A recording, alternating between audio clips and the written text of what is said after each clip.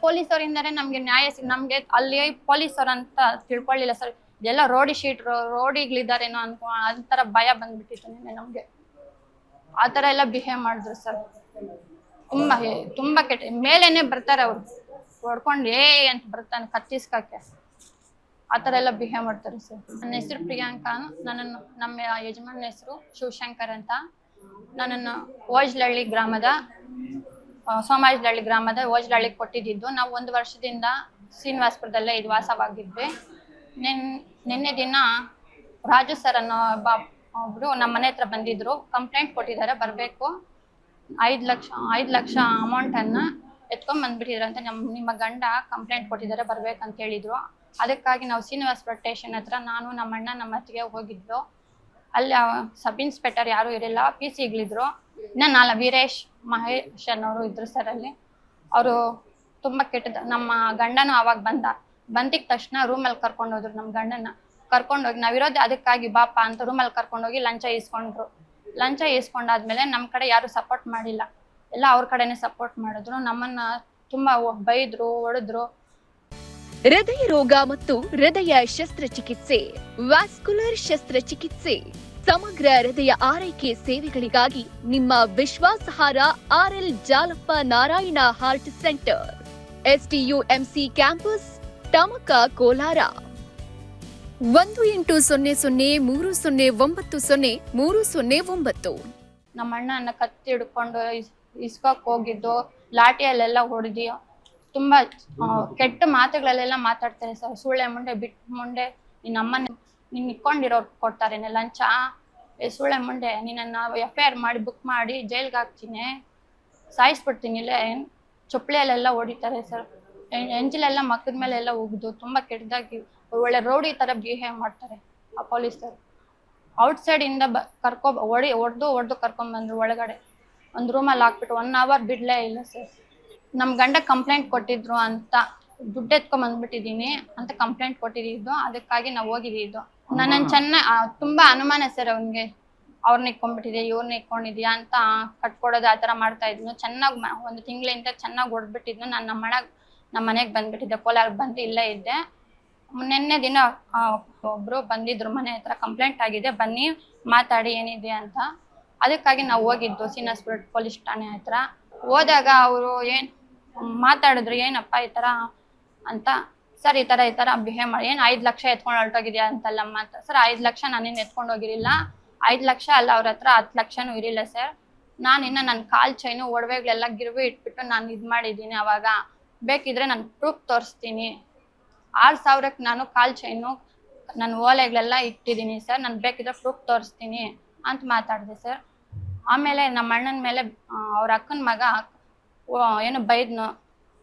ನಮ್ಮ ಮಾವಿಂದ ಜಗಳ ಆಯ್ತು. ಅವಾಗ ನಮ್ಮ ಮಾವ ನಮ್ಮ ಅತ್ತಿಗೆನ ಬೈದ್ನು. ಅವಾಗ ಜಗಳ ಆಯ್ತು. ನಮ್ಮ ಅಣ್ಣನ ಕತ್ತಿ ಹಿಡ್ಕೊಂಡು ಹೊಡಿಯೋಕೆ ಬಂದ್ರು. ಅವಾಗ ನಾನು ಚೊಪ್ಲೆಯಲ್ಲಿ 1 ಏಟ್ ಹಾಕ್ದೆ ಸರ್, ಹಾಕಿಲ್ಲ ಅಂತಿಲ್ಲ, ಔಟ್ಸೈಡ್ ನಾನು 1 ಏಟ್ ಹಾಕಿದೆ. ಅವಾಗ ಪೊಲೀಸವ್ರು ನನ್ನನ್ನು ಹೊಡೆದು ಜುಟ್ಟೆಲ್ಲ ಕಿತ್ತಾಕಿ, ನನ್ನ ಬಟ್ಟೆಗಳೆಲ್ಲ ಹರಿದಾಕಿ ತುಂಬ ಕೆಟ್ಟದಾಗಿ ಬಿಹೇವ್ ಮಾಡಿದ್ರು ಸರ್. ನಾವು 1:30 2 ಗಂಟೆಗೆ ಪೊಲೀಸ್ ಸ್ಟೇಷನ್ಗೆ ಹತ್ರ ಹೋಗಿದ್ವಿ. ಹೋಗಿದ ತಕ್ಷಣ ಅವರು ಕೂರಿಸ್ಬಿಟ್ಟು ಮಾತಾಡಿದ್ರು, ಯಾಕಪ್ಪ ಏನಪ್ಪ ಅಂತ ಹೇಳ್ಬಿಟ್ಟು ಅವರಿಬ್ಬರು ಮಾತಾಡ್ತಾ ಇದ್ರು. ನಾವು ಆಚೆಗಡೆ ಇದ್ವಿ. ಅವ್ರ ಗಂಡ ಹೆಂಡತಿನ ರಾಜು ಸರ್ನ ಯಾರೋ ಮಾತಾಡ್ತಾಯಿದ್ರು. ನಾವು ಆಚೆಗಡೆ ಇದ್ವಿ. ಬಂದ್ಬಿಟ್ಟು ನಾವು ಅವ್ರು ಮಾತಾಡ್ಕೊಂಡಿಲ್ಲಪ್ಪ, ನೀವು ಹೋಗ್ರಪ್ಪ ಅಂತ ಹೇಳ್ಬಿಟ್ಟು ಆಚೆಗಡೆ ಕಳಿಸಿದ್ರು. ಬಂದು ನಮ್ಗೆ ನ್ಯಾಯ ಕೊಡಿಸ್ತಾರೆ ಅಂತ ಹೇಳ್ಬಿಟ್ಟು ನಾವು ಆಚೆಗಡೆ ಬಂದರೆ, ಬಂದ ತಕ್ಷಣ ಅವರು ನಮ್ಮ ಮಾವ ಅವ್ರ ತಂದೆ ಬಂದ್ಬಿಟ್ಟು ನಮ್ಮ ಮಿಸಸ್ ಮೇಲೆ ಯಾವತ್ತೂ ಶಬ್ದಗಳಿಂದ ಮಾತಾಡ್ತಾ ಇದ್ನು. ನಾನು ಸೈಲೆಂಟಾಗಿ ಇದ್ದೀನಿ. ಇನ್ನೊಬ್ಬ ಹುಡುಗ ಬಂದುಬಿಟ್ಟು ನಮ್ಮ ಹೆಂಗಸನ್ನ ಏನೋ ಬೈಯಕ್ಕೆ ಬಂದನು. ಈಗ ಯಾಕೋ ಚಿಕ್ಕ ಹುಡುಗ ಹಂಗೆ ಬೈತೀಯ ನೀನು ಅಂತ ಹೇಳ್ಬಿಟ್ಟು ನಾನು ಸೈಲೆಂಟಾಗಿ ಬಂದೆ. ಇದಕ್ಕಿದ್ದಂಗೆ ಪೊಲೀಸ್ ಬಂದುಬಿಟ್ಟು ಕಪಾಲಿಗೆ ತೆಗೆದು ಬಂದುಬಿಟ್ಟು ನನಗೆ ಆಚೆಗಡೆ. ಸರಿ, ನಮ್ಮ ನ್ಯಾಯ ಬರೋಲ್ಲ ಅಂತ ಹೇಳ್ಬಿಟ್ಟು ನಾವು ಆಚೆಗಡೆಯಿಂದ ಹೋಗ್ತಾ ಇದ್ರಿ. ಅವ್ರ ಹಸ್ಬೆಂಡ್ ಬಂದುಬಿಟ್ಟು ನನ್ನ ತೆಂಗಿನ ಹೊಡೆಯೋಕೆ ಬರ್ತಾಯಿದ್ದ. ಹೊಡೆಯೋಕೆ ಬಂದಾಗ ನಾನು ಹಿಡ್ಕೊಂಡಿದ್ದೀನಿ. ಹಿಡ್ಕೊಂಡು ನಾವು ಕೆಳಗಡೆ ಬಿದ್ದೋದ್ರಿ. ನಾವು ಬಿದ್ದೋಗ್ಬಿಟ್ಟು ಸೈಲೆಂಟಾಗಿದ್ರಿ. ಕೆಳಗಡೆ ಬಿದ್ದೋದ್ರಿ. ನನ್ನ ತಂಗಿ 2 ಏಟ್ ಹಾಕಿದ್ಲು. ಹಾಕ್ಬಿಟ್ಟು ಆಮೇಲೆ ಪೊಲೀಸರು ಬಂದು ರೂಮಾಗ ಕರ್ಕೊಂಡೋಗಿ 1 hour ನಮ್ಮನ್ನು ಬಿಟ್ಟಿಲ್ಲ. ರೂಮಾಗ ಕರ್ಕೊಂಡೋಗ್ಬಿಟ್ಟು ವಿಪರೀತ ಕೈಯಾಗ ಲಾಟಿಗಳೆಲ್ಲ ಮುರಿದೋಗಿ ಕತ್ತಾಗಲ್ಲ ಹೊಡೆದು ಬೂಟ್ ಕಾಲಾಗ ಹೊಡಿತು. ನಿನ್ನ ಅಮ್ಮನೇ ಹೆಂಗ, ನಿನ್ನ ತಂಗಿ ಒಬ್ಬರು ಸುಳ್ಳೆ, ನೀನೊಬ್ಬ ಸುಳ್ಳೆ, ನಿಮ್ಮ ಅಮ್ಮನ ಒಬ್ಬರು ಸುಳ್ಳೆ, ಎಂತೆಂಥ ಗಲೀಜಾಗಿ ಮಾತಾಗಿ ಬೈದು ನಿಮ್ಮ ಆಚೆಗಡೆ ಬರಲ್ಲ ಇವತ್ತು, ನಿಮ್ಮ ಇಲ್ಲೇ FIR ಬುಕ್ ಮಾಡ್ತೀರಿ ಅಂತೆಲ್ಲ ಅವಶ್ಯ ಶಬ್ದಗಳಿಂದ ಬೈದು ನಮ್ಮನ್ನು ನಾವು ಹೋಗಿದ್ದು 2:30 5 ಗಂಟೆವರೆಗೂ ಕೂಡಾಕ್ಬಿಟ್ಟು ತಿರ್ಗಿ ಹೋಗ್ರೋ ಇನ್ನೊಂದು ವಾರಕ್ಕೆಲ್ಲ ಬಂದರು ನಿಮ್ಮನ್ನು ಕರ್ಕೊಂಬರ್ಬೇಕು ಒಂದು ವಾರಕ್ಕೆಲ್ಲ ನಿಮ್ಮ ತಂಗಿನ ಸರ್ ನಮ್ಗೆ ನ್ಯಾಯನೇ ಕೊಟ್ಟಿಲ್ಲ ಸರ್ ಅವರು ಎಲ್ಲ ಅವ್ರ ಹಸ್ಬೆಂಡ್ಗೆ ಮಾತಾಡೋದು ನಮ್ಗೆ ಒಂಚೂರು ನ್ಯಾಯ ಕೊಟ್ಟಿಲ್ಲ ಪ್ರೀತ ಹೊಡೆದ್ರು ಲೋಕಲ್ ನಮ್ಗೆ ಯಾರೂ ಅಲ್ಲಿ ಪರಿಚಯ ಇಲ್ಲ ನಾನು ನಮ್ಮ ತಂಗಿ ಇನ್ನೊಬ್ಬ ತಂಗಿ ಹೋಗಿದ್ರು ನಮ್ಗೆ ಯಾರೂ ಸಪೋರ್ಟೇ ಮಾಡಿಲ್ಲ ಶ್ರೀನಿವಾಸ್ ಸ್ಟೇಷನ್ ಒಬ್ಬರು ಸಪೋರ್ಟ್ ಮಾಡಿಲ್ಲ ನಮಗೆ ಇಲ್ಲ ಸರ್ ಯಾರೂ ಇದಿಲ್ಲ ಸರ್ ನಮ್ಗೆ ನ್ಯಾಯ ಬೇಕು ಸರ್ ನಮಗೆ ನಮ್ಮಂತ ಇವಾಗ ನಾವೇ ನ್ಯಾಯ ಪೊಲೀಸರ ನ್ಯಾಯ ಕೊಟ್ಟಿಲ್ಲ ಅಂದರೆ ಇನ್ನೊಂದ್ಸರಿ ಯಾರಾದ್ರೂ ನ್ಯಾಯ ಕೊಡ್ತಾರೆ ಎಲ್ಲರಿಗೂ ಲೇಡೀಸ್ಗೆ ನಿಮ್ಮ ಅಮ್ಮನ್ನೇ ದೆಂಗ ಸೂಳಿ ಅಂತ ಹೇಳ್ತಾನೆ ಸರಿಯಾಗಿ ಒದಗಿ ಬರ್ತಾನೆ ನಿಮ್ಮ ಅಮ್ಮನ್ನೇ ದೆಂಗ ಅಂತಾನೆ ಅವ್ರ ಹುಡುಗಿನ ಇಲ್ಲ ಜೆಂಟ್ಸೇ ಹೊಡಿತಾರೆ ಲೇಡೀಸ್ ಒಬ್ಬರು ಮಾತ್ರ ಇಲ್ಲ ಜೆಂಟ್ಸೇ ಹೊಡಿಯೋಕೆ ಬರ್ತಾರೆ ಕಪಾಲಿಗೆ ಹೊಡಿತಾರೆ ಜೆಂಟ್ಸ್ ಬಂದು ಲೇಡೀಸ್ನ ನನ್ನೆಲ್ಲ ಹೊಡ್ತೀನಿ ಬೇಡಿ ಸರ್ ಅವ್ರಿನ ಲೇಡೀಸ್ನು ಎಂತೆಂಥ ಕೆಟ್ಟ ಮಾತಾಡ್ತಾರೆ. ನನ್ನ ಹೆಸರು ನಿತಿನ್ ಅಂತ. ಸೊ ಇವಾಗ ಬಂದು ಪ್ರಿಯಾಂಕಾ ಅವ್ರದ್ದು ಇದು ಪ್ರಿಯಾಂಕಾ ಮತ್ತು ಶಂಕರಪ್ಪ. ಪ್ರಿಯಾಂಕಾ ಬಂದು ಶಂಕರಪ್ಪ ಅವರ ಹೆಂಡ್ತಿ. ಸೊ ಇವರಿಬ್ಬರದು 9 ವರ್ಷ ಆಗಿದೆ ಮದುವೆ ಆಗಿ. ಇವರು ಒಂದು ವರ್ಷದ ಹಿಂದೆಯಿಂದ ಶ್ರೀನಿವಾಸ್ಪುರದಲ್ಲಿ ವಾಸವಾಗಿದ್ದಾರೆ. ಸೊ ಬೋಜ್ಲಹಳ್ಳಿ ಅಂತ. ಸೊ ಏನಾಗಿದೆ ಅಂದರೆ ಕಿರುಕುಳ, ಗಂಡ ಹೆಂಡತಿ ಮಧ್ಯೆ ಡೊಮೆಸ್ಟಿಕ್ ವೈಲೆನ್ಸು ನಡೀತಾನೆ ಇದೆ, ಜಗಳ. ಸೊ 6 ತಿಂಗಳು ಮುಂಚೆ ಏನಾಗಿದೆ ಅಂದರೆ ಅತ್ತೆ ಮಾವ ಗಂಡ ಸೇರಿ ಒಡೆದು ವಿಷ ಕುಡಿಸಿದ್ದಾರೆ. ಸೊ ಅದಾದಮೇಲೆ ಒಂದ್ಸರಿ ಕಂಪ್ಲೇಂಟ್ ಆಗಿತ್ತು, ಅದಾದಮೇಲೆ ಸೆಟಲ್ಮೆಂಟ್ ಆಯಿತು, ಕಾಂಪ್ರಮೈಸ್ ಆದರು. ಮಕ್ಕಳು 3 ಜನ ಇದ್ದಾರೆ, 2 ಗಂಡು ಮಗು 1 ಹೆಣ್ಣು ಮಗು. ಸೊ ಅದಾದ ನಂತರ ಅವರು ಕೋಮಾಗಿ ಹೋಗಿ 1 ತಿಂಗಳು ರಿಕವರ್ ಆಗಿ ಮತ್ತೆ ಸರಿ ಹೋಗಿ ಕಾಂಪ್ರಮೈಸ್ ಆಗಿ ಮತ್ತೆ ಸಂಸಾರ ಮಾಡ್ತಾಯಿದ್ರು. ಅದಾಗ ಒಂದು ವರ್ಷ ಅವರು ಕೋಲಾರಿಂದ ಶ್ರೀನಿವಾಸ್ಪುರಕ್ಕೆ ವಾಸಕ್ಕೆ ಅಲ್ಲಿ ವಾಸ ಆಗಿದ್ರು. ಸೊ ಗಂಡ ಅನುಮಾನ ಮತ್ತು ಒಂದು ಸ್ವಲ್ಪ ಡೌರಿ ಇದು.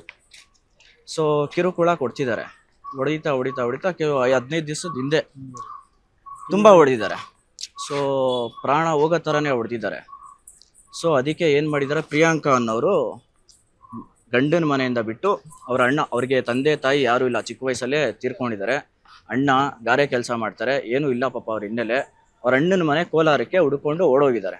ಸೊ ಅಲ್ಲೋಗಿ 15 ದಿನ ಮುಂಚಿತವಾಗಿ ಅಲ್ಲೋಗಿ ಇದ್ದಾರೆ. ಸೊ ಅದಾದ ನಂತರ ಅವರೇನು ಕಂಪ್ಲೇಂಟ್ ಕೊಟ್ಟಿಲ್ಲ, ಏನೂ ಕೊಟ್ಟಿಲ್ಲ. ಪಾಪ ಅಮ್ಮಾಯಿಕರು ಅನ್ನೋದಕ್ಕಿಂತ ಮುಗ್ದ್ರು ಅವರು. ಸೊ ಕಂಪ್ಲೇಂಟ್ ಕೊಟ್ಟಿಲ್ಲ, ಏನೂ ಇಲ್ಲ. ಅದಾದಮೇಲೆ ಏನಾಗಿದೆ, ಪೊಲೀಸರು ಒಬ್ರು ರಾಜು ಅನ್ನೋರಂತೆ ಅವರು ಮನೆ ಹತ್ರ ಬಂದಿದ್ರಂತೆ, ನಿಮ್ಮ ಹಸ್ಬೆಂಡ್ ಅವರು ಕಂಪ್ಲೇಂಟ್ ಕೊಟ್ಟಿದ್ದಾರೆ ಬನ್ನಿ ಅಂತ. ಸೊ ಅವರು ಪೊಲೀಸವ್ರು ಕರೆದಿದ್ದಾರಲ್ಲ, ನಮ್ಮ ರಕ್ಷಣೆಗೆ ಇರೋದವರು, ನಾವು ಇರೋದು ಹೇಳೋಣ ಸ್ಟೋರಿ ಅಂದ್ಬಿಟ್ಟು ಅವ್ರ ಅಣ್ಣನ ಕರ್ಕೊಂಡು ಸ್ಟೇಷನ್ಗೆ ಹೋಗಿದ್ದಾರೆ. ಸೊ ಸ್ಟೇಷನ್ ಆಚೆಗಡೆ ಏನಾಗಿದ್ದಾರೆ, ಅವ್ರ ಗಂಡ ಹೆಂಡತಿ ಜಗಳ ಆಡಿದ್ದಾರೆ. ಜಗಳ ಆದಮೇಲೆ ಏನಾಗಿದೆ, ಪೊಲೀಸವರು ಬಂದಿದ್ದಾರೆ, ಕರ್ಕೊಂಡು ಹೋಗಿದ್ದಾರೆ. ಸೊ ಹಣಕ್ಕೆ ಶಾಮೀಲಾಗಿ ಪೊಲೀಸವರು ಅವರು ಅಣ್ಣನ್ನ ಮತ್ತು ಇವ್ರನ್ನ ಪ್ರಿಯಾಂಕಾ ಅವ್ರನ್ನ ಸೊ ದೌರ್ಜನ್ಯ ಮಾಡಿದ್ದಾರೆ, ಅಶ್ಲೀಲ ಪದಗಳನ್ನ ಬಳಸಿದ್ದಾರೆ, ಅವ್ರ ಮೇಲೆ ಅನ್ನಬಾರ್ದನ್ನೋ ಪದಗಳನ್ನ ಯೂಸ್ ಮಾಡಿದ್ದಾರೆ, ತುಂಬ ನೋವು ಕೊಟ್ಟಿದ್ದಾರೆ. ಒಂದು ಹೆಣ್ಣು ಮಗು ಯಾರೂ ಇರಲಿಲ್ವಂತೆ ಸ್ಟೇಷನಲ್ಲಿ. ಅವಾಗ ಬರೀ ಗಂಡು ಇನ್ಸ್ಪೆಕ್ಟ್ರು ಇರಲಿಲ್ಲ. ಆ ಟೈಮಲ್ಲಿ 4-5 ಜನ ಕಾನ್ಸ್ಟೇಬಲ್ಸು ಅವ್ರ ಮೇಲೆ ದೌರ್ಜನ್ಯ ಮಾಡಿದ್ದಾರೆ. ಸೊ ಇದಕ್ಕೆ ನ್ಯಾಯ ಕೊಡಿಸ್ಲೇಬೇಕು. ಕಾನೂನಿನ ಚೌಕಟ್ಟು ಪ್ರಕಾರ ನಡ್ಕೊಂಡು ಕ್ರಮ ಕೊಡಬೇಕು.